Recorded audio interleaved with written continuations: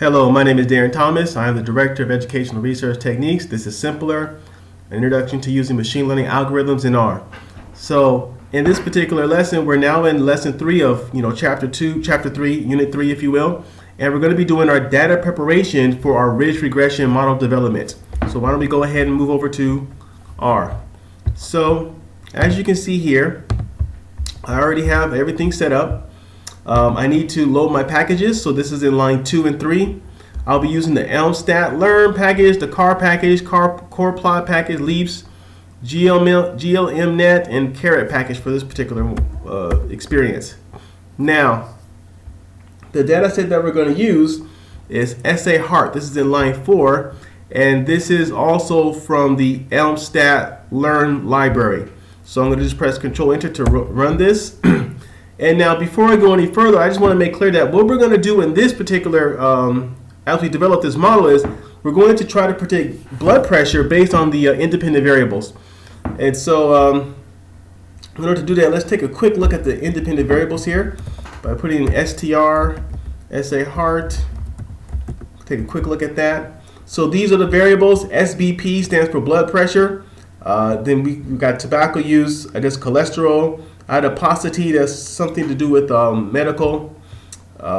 We got family history here. This is a factor. We're going to have a problem with this. I'm going to show you how to deal with that in a minute. Type A, whatever that means. Obesity, alcohol, age, and I guess number of children.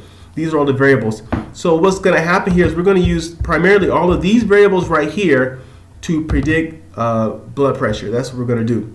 Now, in line 6, I set my seed so that I can reproduce my data. And now the first thing we're going to do is we're going to take a look at a correlational matrix to kind of get an idea of what to expect with our different variables.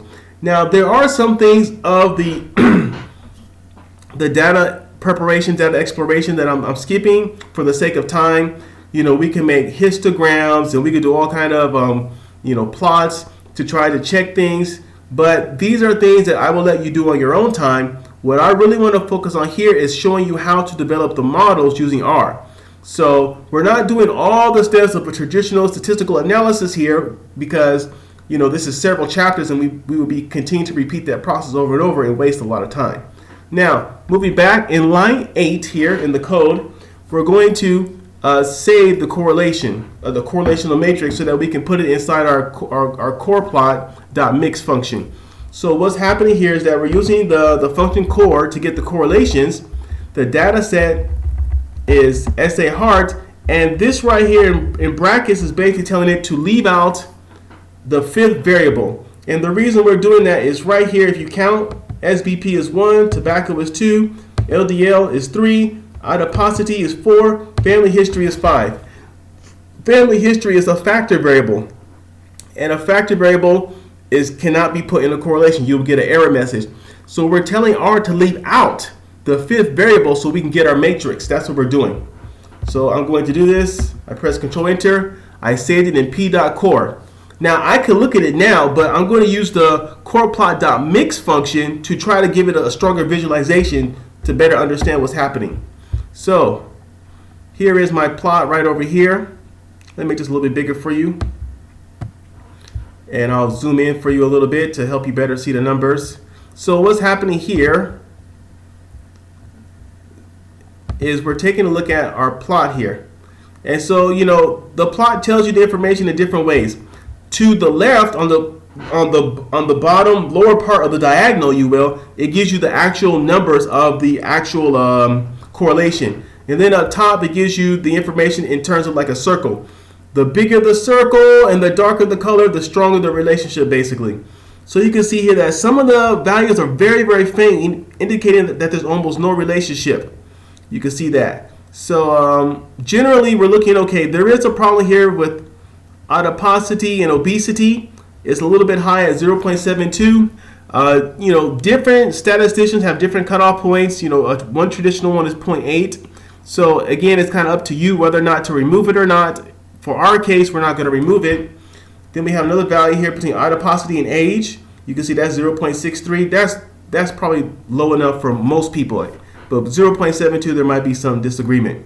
And so this is kind of how it looks here. So we got our visual. We're going to go back and zoom out a little bit and continue our analysis.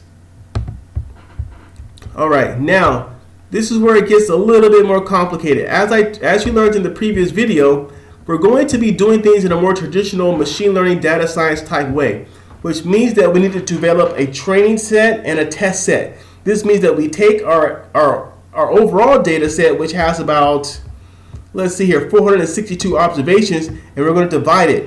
70% will be used to train the data and 30% will be used to test the data. So how we do that is very, very simple.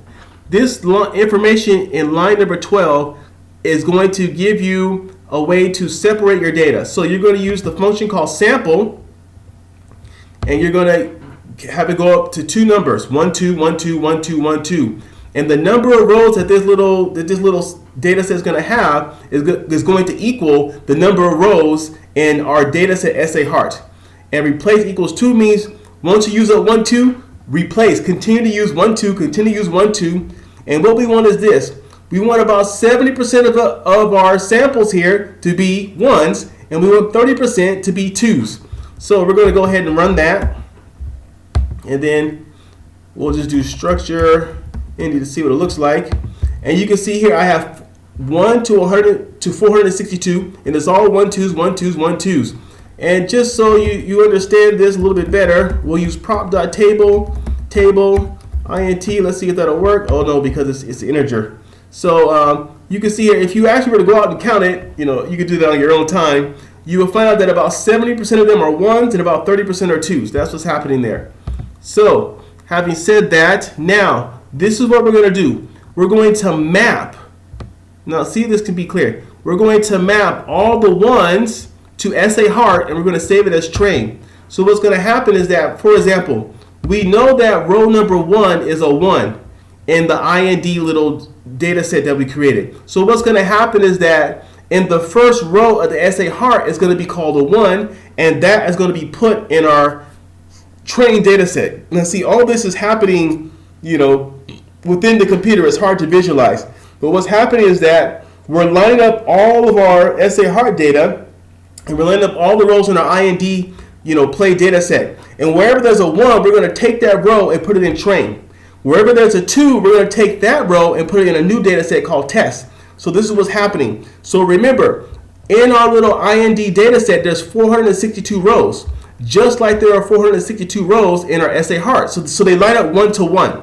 And every time there's a 1 in the IND data set, it becomes part of the train data set. And wherever there's a 2, where it lines up with SA Heart again, the IND data set, it becomes part of the test set. And when we do that, we're going to have about 70% of the data in train and 30% in test. So let me see if I can help you to understand this a little bit better. If I do structure, let me run this first.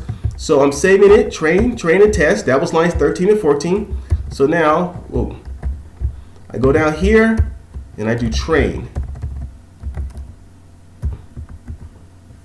And so you can see right here, in the news data set called train, we have 330 observations. Now remember, in our original data set, SA Heart, we have 462. Let's do some basic math. 330 divided by 462, you can see 71.4%, about 70%. I can do the same thing with my test data set. So I go back here, str test, and you can see here I have 132 observations. So again, 132, that's what I have in my test data set, times 462, that's the original, 28.5. So it's not completely perfect, but we have about that proper balance between 70 and 30. Excuse me.